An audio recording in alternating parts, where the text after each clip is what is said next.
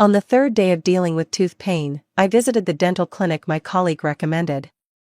The clinic was calm and peaceful, with state-of-the-art equipment and friendly staff. Even though the doctor was handsome, everything was perfect.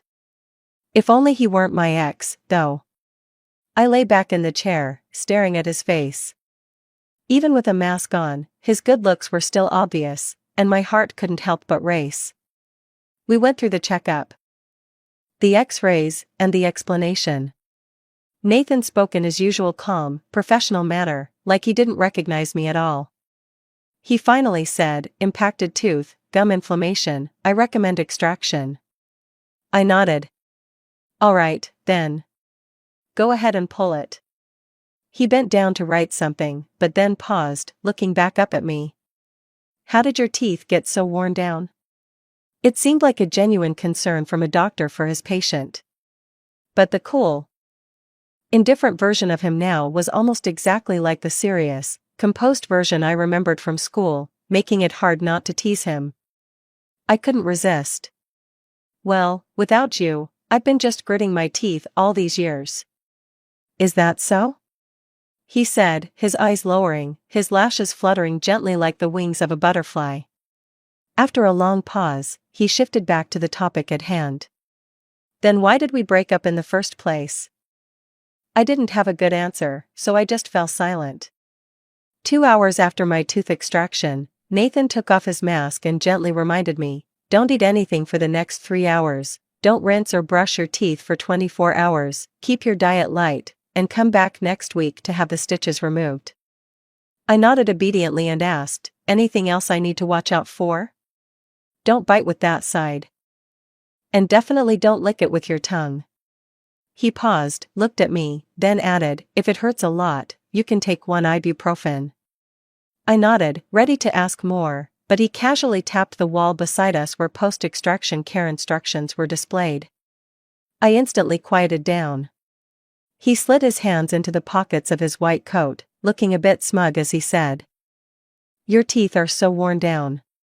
Don't just grit your teeth and tough it out anymore."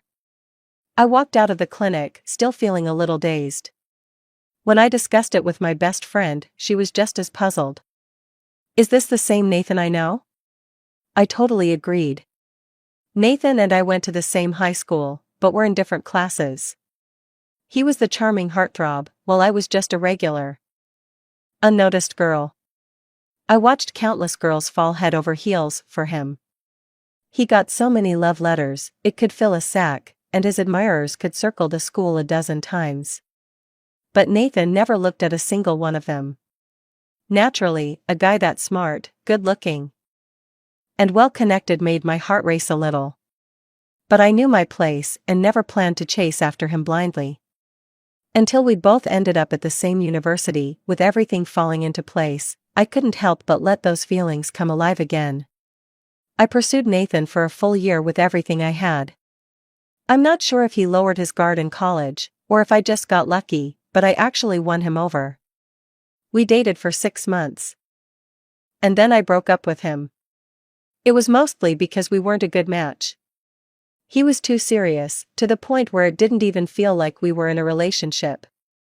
I had to initiate everything, holding hands, hugging, kissing. He wasn't good at expressing himself and kept everything bottled up. At first, it wasn't so bad, but over time, it became too much. I just wanted a light, easy relationship. Not one where I felt trapped by invisible emotional chains. So, I ended things. Nathan took the breakup in stride. No questions, no pleading. And honestly, he didn't even seem upset. I guess Nathan wasn't that into me either, and that was fine. After all, I was the one who pursued him first, and I was the one who let go. If he had been really invested, I would have looked like the bad guy. His attitude made it easy for me to move on from the relationship. We hadn't been in touch since we broke up, until today. His remark, "Don't grit your teeth and tough it out," really caught me off guard. Was this really the Nathan I knew, the cool, distant guy? My best friend, ever the gossip, asked, "Charlotte, if Nathan started pursuing you again, would you say yes?" "First of all, he won't pursue me, I said. Then smiled and added, secondly, I wouldn't say yes. Why not? I'll admit, I really like his type. Seeing his face today, I was definitely moved. I thought for a moment and told her, but also reminded myself, but the reason I like the cold, distant type is because I want to see him fall from his pedestal and go wild for me, not like Nathan, who. I gave a brief verdict. He makes me question my own charm. You don't need to doubt it. You charmed 3 guys today, she said. They asked for your contact info. Are you giving it to them? No. Well, the high school reunion is this Friday. Everyone from the school in Lynn City will be there. Are you going? Nathan? He probably won't go. He doesn't strike me as someone who would attend a reunion, my friend said. Plus, I don't think anyone knows he's in Lynn City now. You're right. I nodded, I'll go. Turns out, you really shouldn't speak too confidently. When Nathan pushed open the door to the reunion, the entire room went dead silent. Mike, the organizer, was the first to snap back to reality. He walked over, slung an arm around Nathan's shoulder, and said, since Nathan's in Lynn City, I invited him to join us. Let's all give him a warm welcome, shall we? Welcome. Welcome. The cheers got louder and louder. The purpose of this reunion was to catch up, gossip, and maybe sing a little for fun. But as soon as Nathan walked in, all focus shifted to gossiping about him. Nathan was so mysterious that everyone was dying to know more. Someone suggested playing a game. The rules were simple, everyone takes turns saying something, and if anyone in the room is mentioned, they have to drink. The first person's statement immediately escalated the tension. I've had a crush on someone here. I thought about the times I'd chased Nathan around back then and silently raised my glass. Just as I was about to take a sip, Nathan suddenly stopped my wrist. Everyone's eyes went wide, watching the drama unfold. Nathan spoke calmly, you just had a tooth pulled. You shouldn't drink. He scanned the room and said coolly, I'm her doctor. It's my responsibility. I'll drink on her behalf tonight. With that, he took my glass and downed it in one go. The room instantly relaxed, and someone joked, you nearly scared me to death. I thought those two were dating. My best friend elbowed me frantically, her eyes filled with curiosity, asking me what exactly was going on. I whispered, it's just his professional ethics. A few more rounds went by, and I skillfully dodged being called out. But Nathan, on the other hand, was clearly the center of attention. He drank several more glasses of wine as everyone probed him for gossip. Then came the next round. I've dated someone here. A shy couple from high school nervously picked up their glasses, exchanged a look, and slowly drank amid the teasing and laughter. I joined in teasingly but wasn't worried. After all, I'd only dated Nathan during university, and it had only lasted 6 months. None of our high school classmates knew, so this drink wasn't anything I needed to worry about. But Nathan clearly wasn't trying to avoid it. After the couple put their glasses down, Nathan picked up his and drank it all in one go. Everyone was stunned, staring at him. I was a little stunned too. But I knew that as long as I didn't drink, no one would know who Nathan had dated. Nathan, calm as ever, poured himself another glass. He raised it and drank it all in one go. All eyes slowly shifted from Nathan to me. After all, everyone knew that it was his drink, not mine. The room was so quiet, you could hear a pin drop. One after another, people started asking, Summer, what's going on here? I couldn't handle the pressure anymore, so I confessed, we did date for a while. But we broke up. Wow. A few girls gasped, and the guys had surprised looks on their faces too. I steeled myself and added, it was back in university. The room turned their gaze from me to Nathan, and their shock was nearly impossible to describe. Suddenly, I was the center of attention, and I felt completely out of place. Without thinking, I glanced at the culprit. Nathan was still sitting calmly, his head slightly lowered, absently tracing the rim of his empty glass. He looked stunning in a crisp light blue shirt, dark gray pants, his long legs slightly cramped under the table. The colorful lights from the room flickered across his face, making him seem like he belonged to another world entirely. Then, suddenly, he looked up and met my eyes. For a brief moment, he froze, then quickly looked away and asked, "Aren't you playing anymore?" Yeah. "We'll keep playing," someone chimed in, "let's go." The game was back on. But from this point on, the questions clearly shifted to gossiping about our secret relationship. I'd been dumped while dating. Several people raised their glasses, and Nathan quickly followed suit, drinking along with them. Someone pointed out, "If you're drinking for summer, you need to say so first." "No," Nathan replied with a casual smile. "I was the one who got dumped." The room went silent for the third time. Everyone's eyes were on me.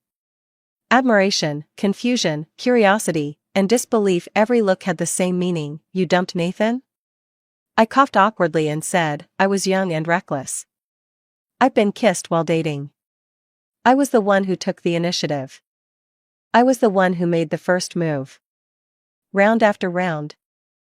They quickly unraveled the story of my and Nathan's relationship. Nathan kept drinking, one glass after another. His tolerance seemed pretty high after all that, his eyes were still sharp. Finally, it was his turn. His voice was a little hoarse as he said, "I'm single right now." With that, he drank a glass of wine, as if leading by example. A round of teasing erupted. Everyone turned to look at me, clearly thinking Nathan was testing my feelings. Nathan asked, "Need me to drink for you?"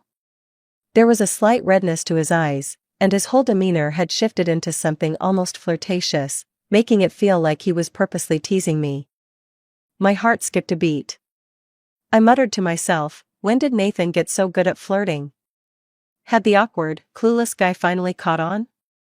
I remembered how, back then, he couldn't even drink for me, let alone know how to respond when I kissed him. "Drink?" he asked again, his voice tight. "Go ahead," I replied. He smiled a little, almost pleased, and downed the drink. After what happened earlier, everyone started thinking Nathan might have feelings for me. My best friend thought the same and urged me to seize the moment.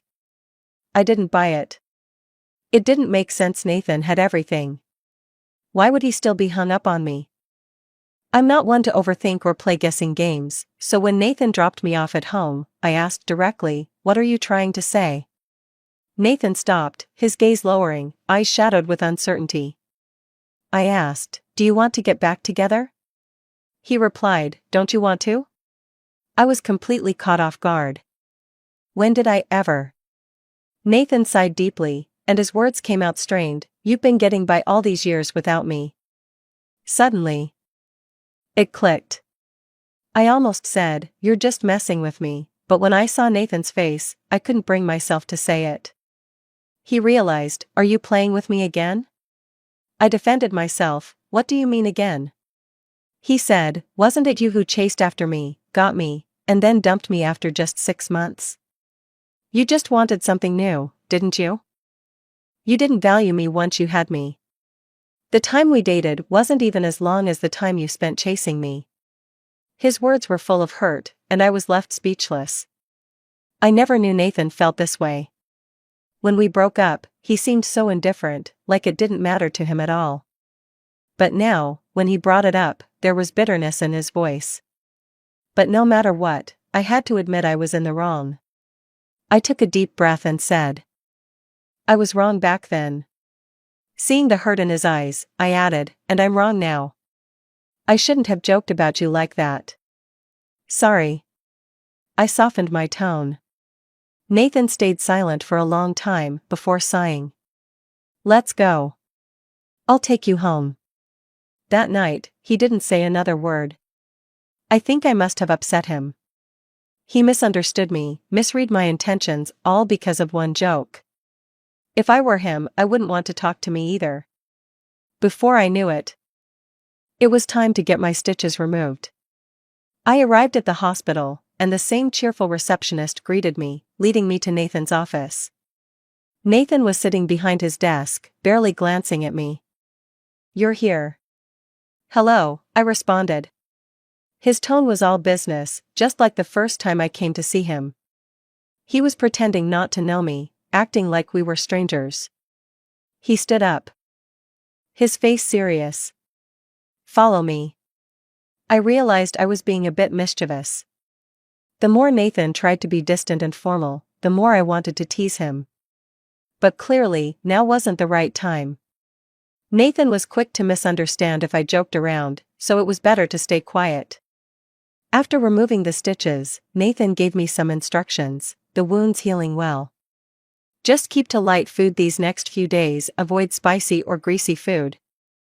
And definitely no alcohol. "I know." I mimicked his tone, politely bowed, and said, "Thanks, doctor. If that's all, I'll be going now." "Wait," he called after me. "What's up?" He hesitated, looking a little uncomfortable. "Why are you talking like that?"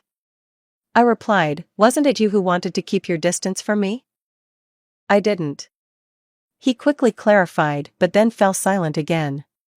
I decided to stay where I was and wait to see what he would say next. After a long silence, as if giving up, Nathan finally spoke, "Let's get back together." For a second, I wondered if I had misheard. But Nathan repeated himself seriously, "So, what do you think about getting back together?" "Why?" I asked. I really couldn't make sense of this as him liking me. Could Nathan like me? Back when we were dating, his feelings weren't exactly obvious. And after all this time with no contact, the idea of getting back together felt like a far-off dream.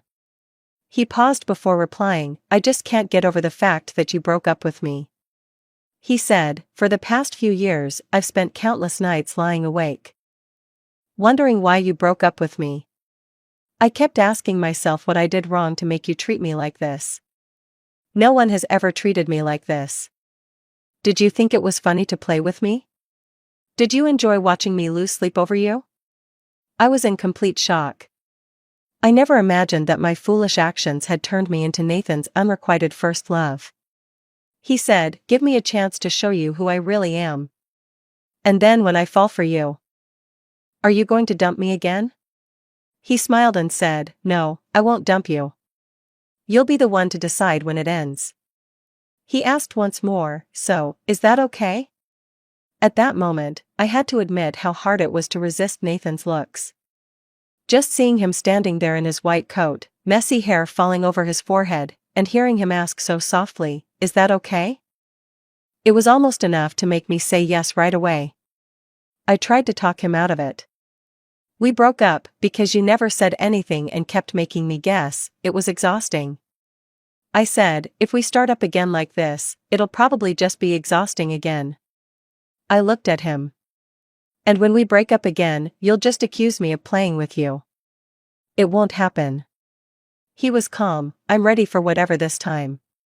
You can do whatever you want." He added, "You can play as much as you like, I won't stop you." Walking out of the hospital, I was still in a bit of a daze. What was supposed to be a simple stitch removal ended up with me no longer being single.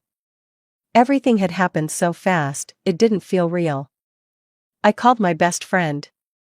The first thing I said when she answered was, "I'm in a relationship." "With who?" "Nathan." She screamed, then excitedly said, "I knew it." Who was it that said he didn't like you, that being with him would make her doubt her own charm? I quietly protested, "I don't think he likes me." I was more convinced that Nathan just couldn't accept being dumped by me. The thing about handsome guys like Nathan is that when they fall, they always get back up. If he doesn't like you and still wants to be with you, then he's lying, my best friend teased. So, has he finally stepped down from his pedestal? I bit my lip, then said the real reason I couldn't refuse: he actually told me I could play with him. With that face of his, telling me I could have all the fun I wanted, I don't think anyone could turn that down. In that moment, the only thing in my head was, if I don't play, I'm not even a woman. My best friend was so eager to dig into this gossip that she called me back to the office during my holiday.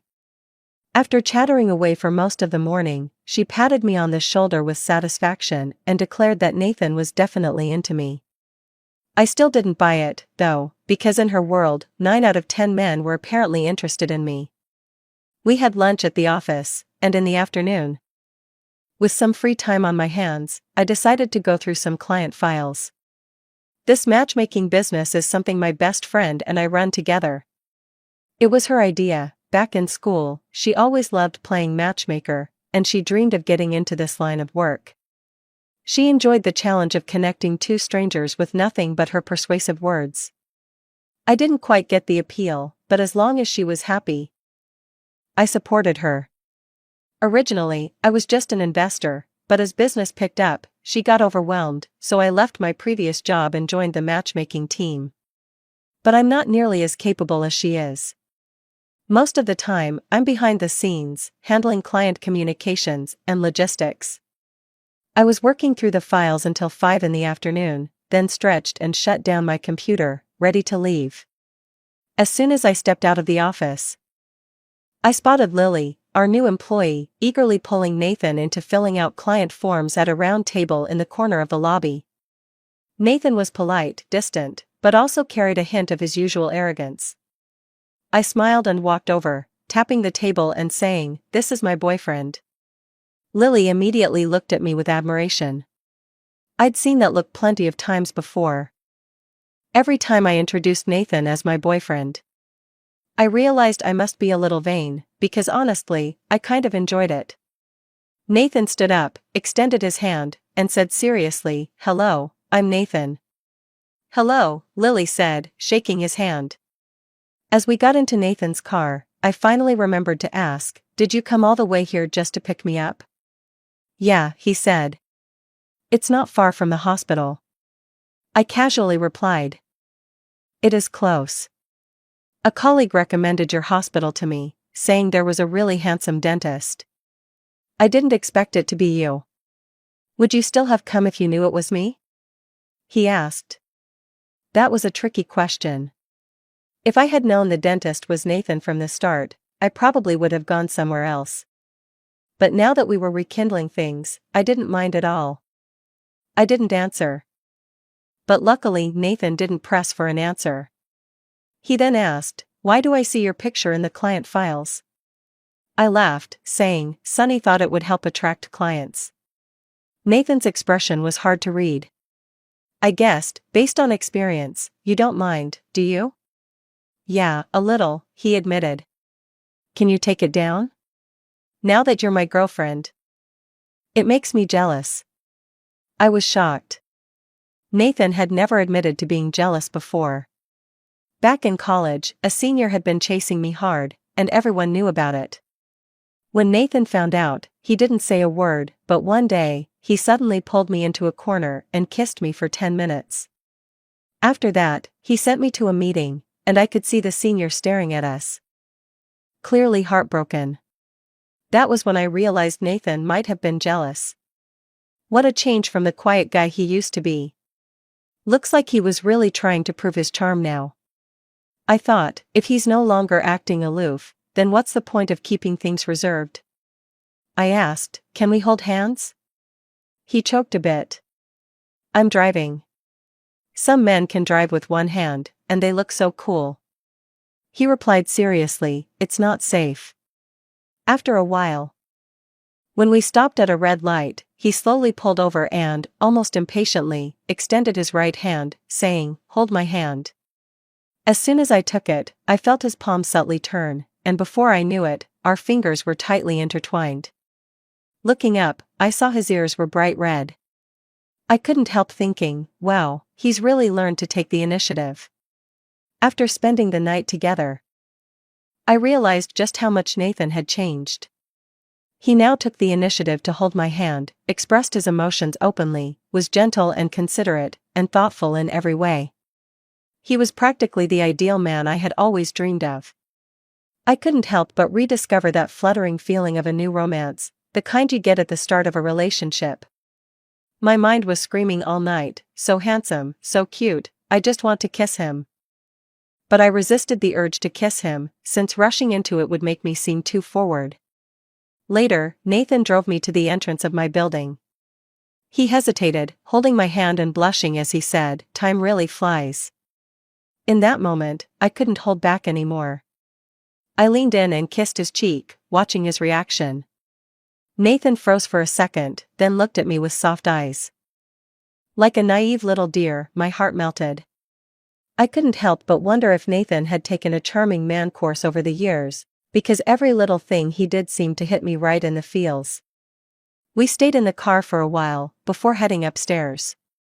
After showering, I drew the curtains and was about to sleep, but then I saw Nathan's car still parked downstairs, lingering as though he didn't want to leave. I called him, asking why he hadn't gone. He replied, "I'm just so happy, I don't want to leave." I absent-mindedly played with the curtain tassels, my lips curving into a teasing smile, and said, "Well, why don't you come up? We just started dating." He hesitated, "Isn't this a bit too soon?" I laughed out loud. From that, it was clear, Nathan was still the same. There was some rustling on his end, and then he said, "If you want, I can come up right now." "I want you to go home," I said. I glanced out the window at his tall, lean figure next to his car and added, "Nathan, see you tomorrow." Okay. In just a few days, I had fallen for Nathan, completely and utterly. My best friend teased me when she found out, "Wasn't it you who said you wouldn't agree to this, now you're all about Nathan?" I couldn't argue because, honestly, it was a bit ridiculous. I'd fallen madly in love in such a short time. She kept teasing, "Still pretending? It looks like he's playing you. You're so wrapped up in him, you can't even focus on work." I cradled my face in my hands, sighing, "I'm worried. What if he's just messing with me? What if I fall too hard and he dumps me later? What will I do then?" She said, "Simple, just break up with him now." No way. I rejected the suggestion immediately. If I was going to get hurt, I figured I'd rather enjoy the happiness first. "You're hopeless," she said.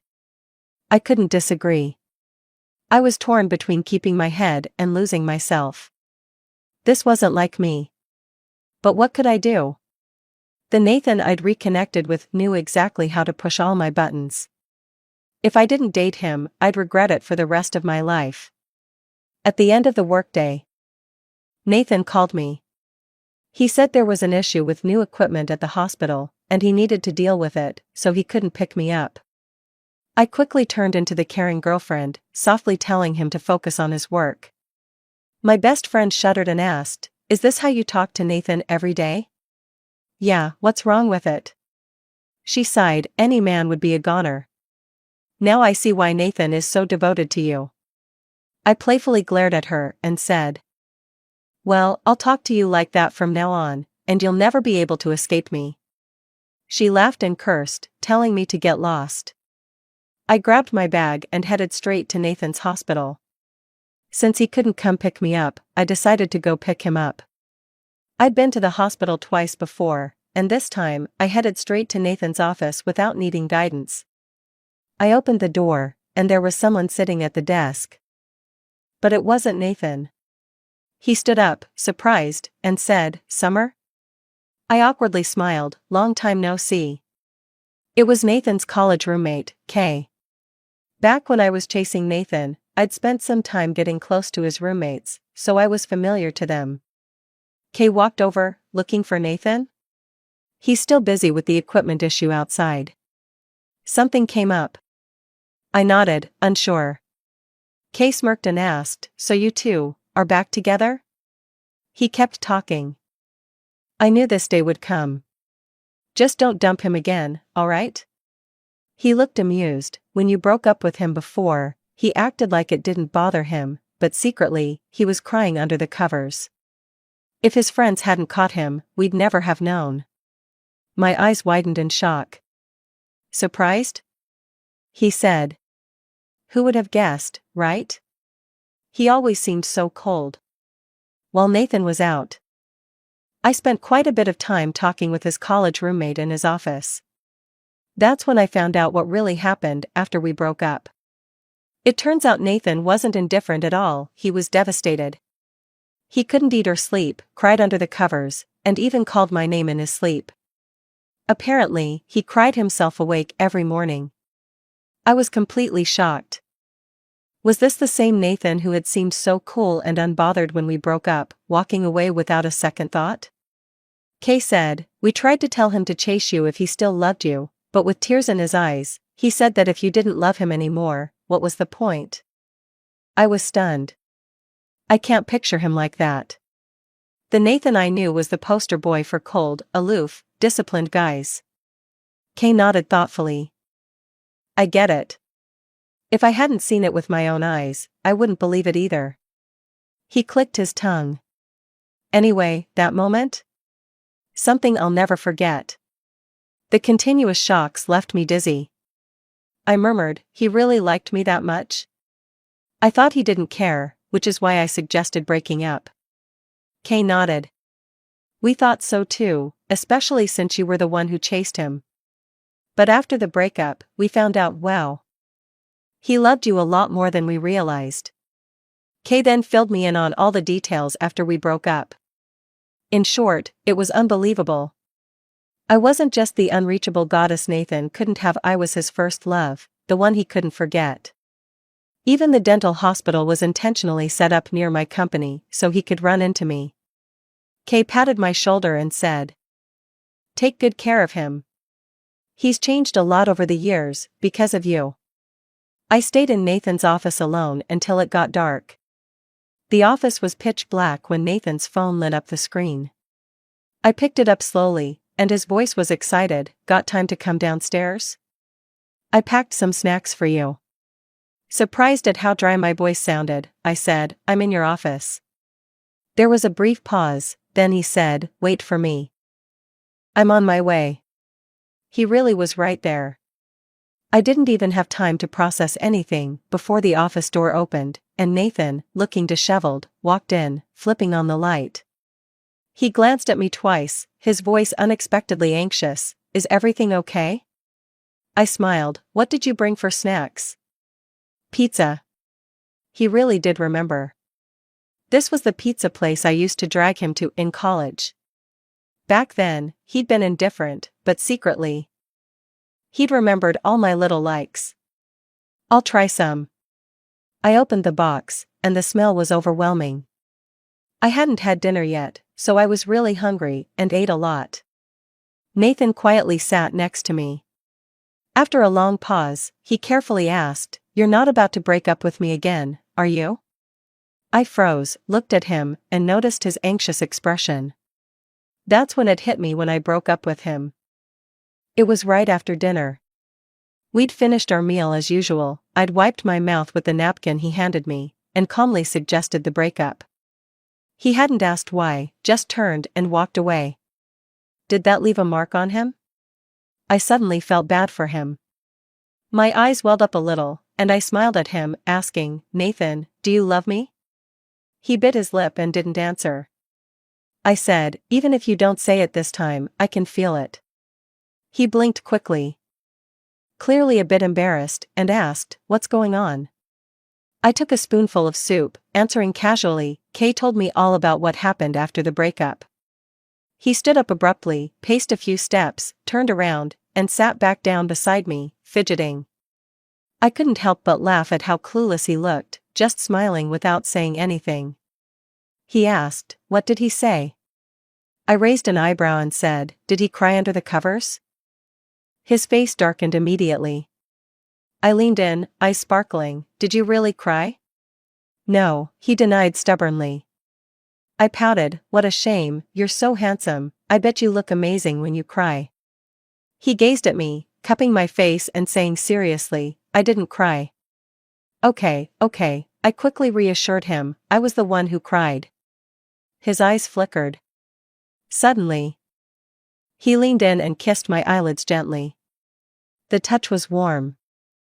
I slowly opened my eyes and made a promise to the gentle Nathan, "I won't break up with you again, I promise."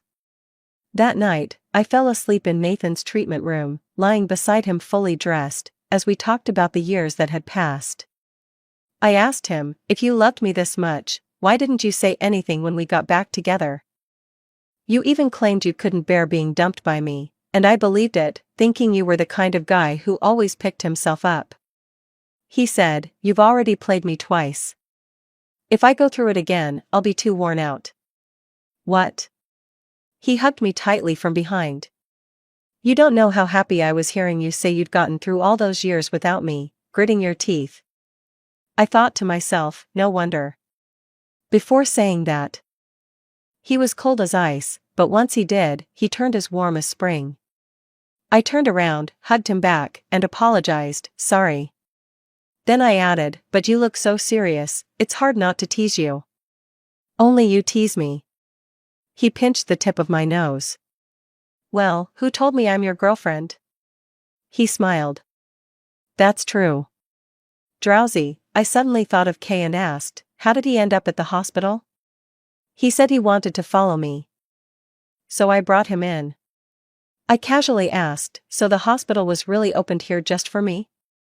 He started getting embarrassed, fumbling for words without answering. I laughed. Tell the truth, and I'll reward you with a kiss. He paused for a moment, then nodded sincerely, okay. He said, I just wanted to know if you're doing okay, and to see if I still have a chance. I leaned in and kissed him, not pulling away for a while.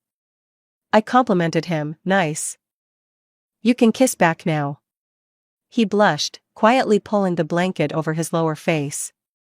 It was so cute that I kissed every inch of his exposed face, leaving a trail of saliva. He shyly lowered the blanket and, with wide eyes, asked, can I kiss the lower half of my face too? I nodded, and that's how the night turned into one of kissing and affection. Nathan and I officially entered the honeymoon phase. Sonny didn't get it, teasing me with old words. Aren't you just playing him? It seems like you're the one getting more hooked. Don't go too far, weren't you trying to make this aloof guy fall for you? I thought to myself, Nathan was already completely smitten. But I couldn't tell Sonny that, especially since Nathan was shy, and it'd embarrass him if people found out. In the honeymoon phase, I couldn't get enough of Nathan and wanted to be by his side all the time. Kay, who had reached his limit first, couldn't stop Nathan, so he pulled me aside. I know you two are burning hot right now, but could you please be a little more mindful? What? He sighed, mimicking Nathan's tone. This morning, I went to Nathan for yesterday's treatment report, and when I asked him where it was, guess what he said? On the desk? Kay shook his head.